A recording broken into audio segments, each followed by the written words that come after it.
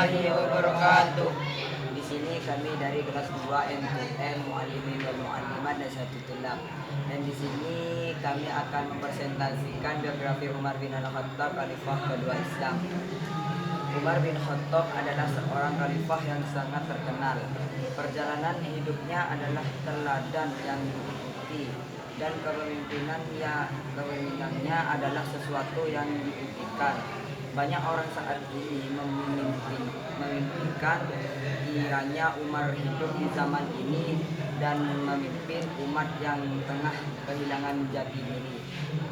Umar bin Khattab bin Naufal bin Abdul Aziz atau lebih dikenal dengan Umar bin Khattab 581 November 644. Umar ibnu Khattab adalah salah seorang sahabat Nabi Muhammad SAW yang juga adalah khalifah kedua Islam 634 sampai 644. Umar juga merupakan satu di antara 4 orang khalifah yang digolongkan sebagai khalifah yang diberi petunjuk. Khulafaur Rasyidin.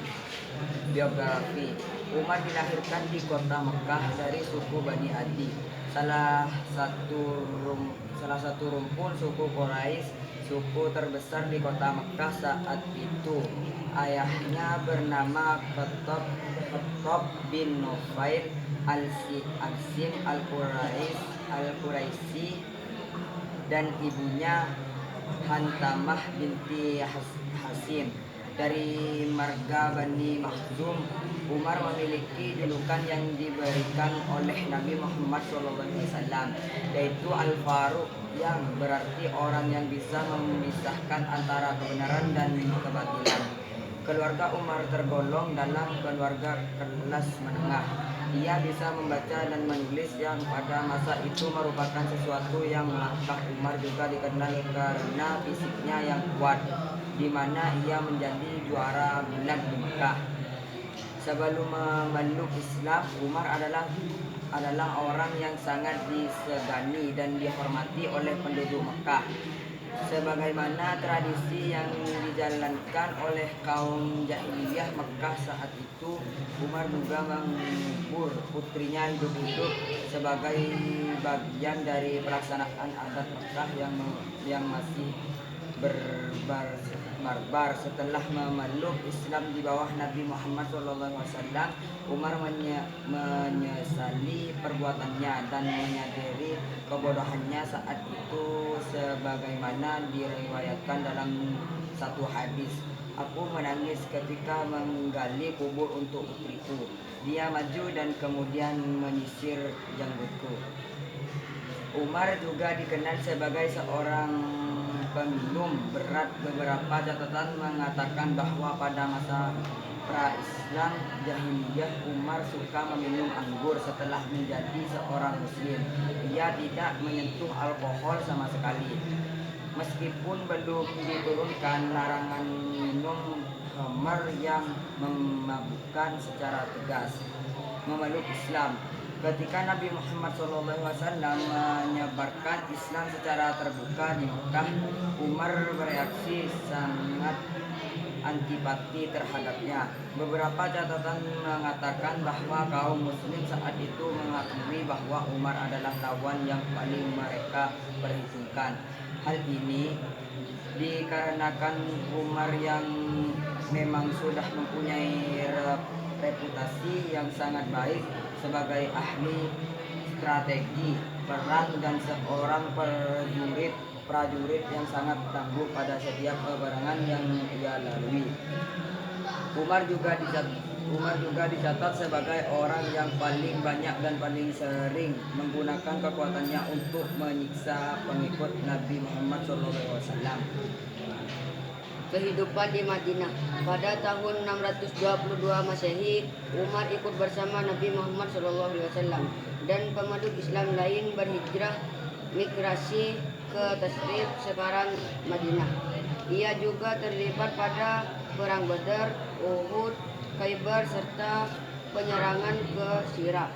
Pada tahun 625, putrinya Hafsah menikah dengan Nabi Muhammad Sallallahu Alaihi Wasallam, ia dianggap sebagai seorang yang paling disegani oleh kaum muslim pada masa itu, karena selain reputasinya yang memang terkenal sejak masa para Islam, juga karena ia dikenal sebagai orang terdepan pada selalu membela Nabi Muhammad SAW dan ajaran Islam pada setiap kesempatan yang ada. Bahkan ia tanpa ragu menentang kawan-kawan lamanya yang dulu bersama mereka.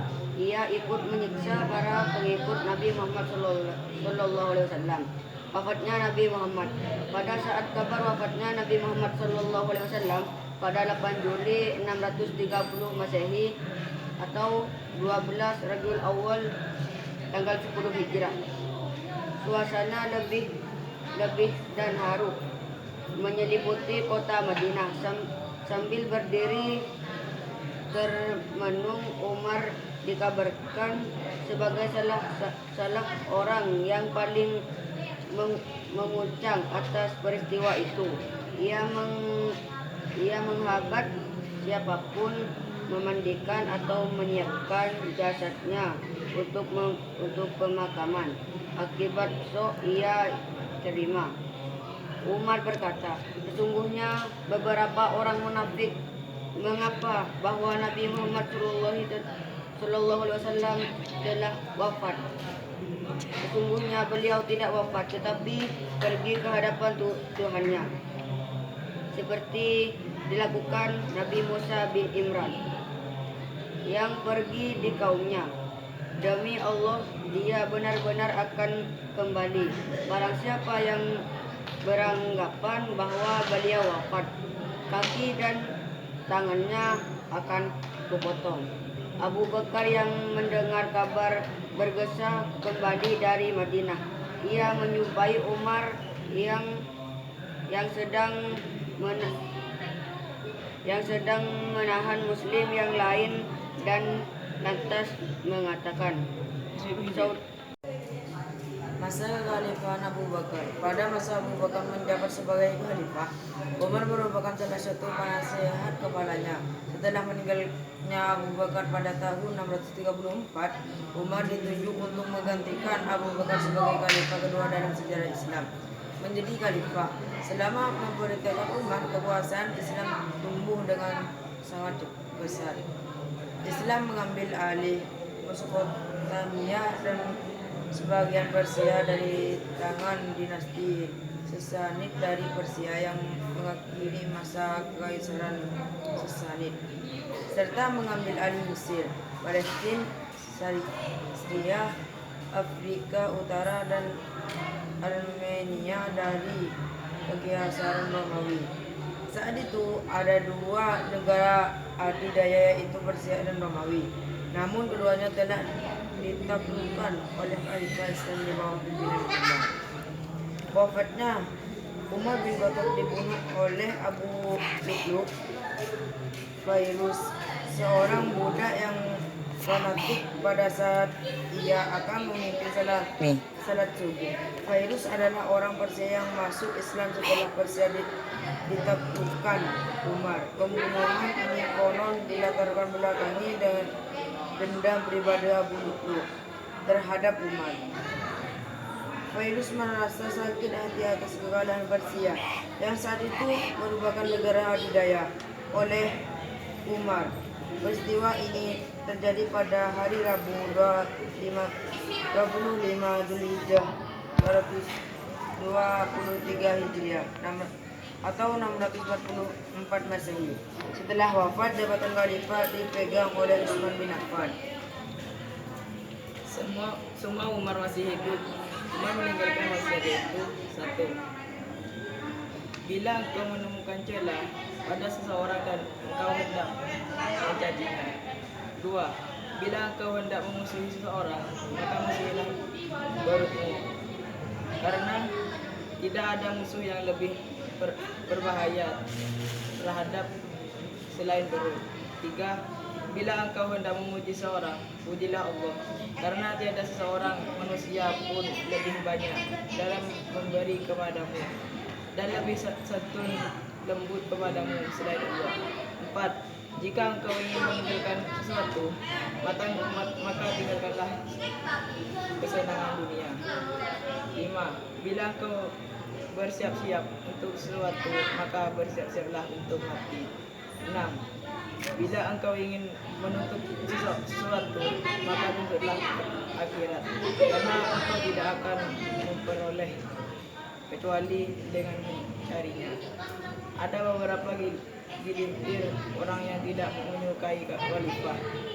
Yang mulai ini mereka mengatakan Al-Faruq telah mencuri Ali.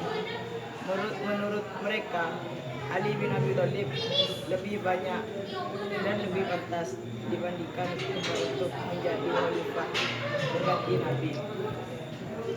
Sekian dari kami berempat, kurang lebihnya mohon maaf sebesar-besarnya dan wassalamualaikum warahmatullahi wabarakatuh.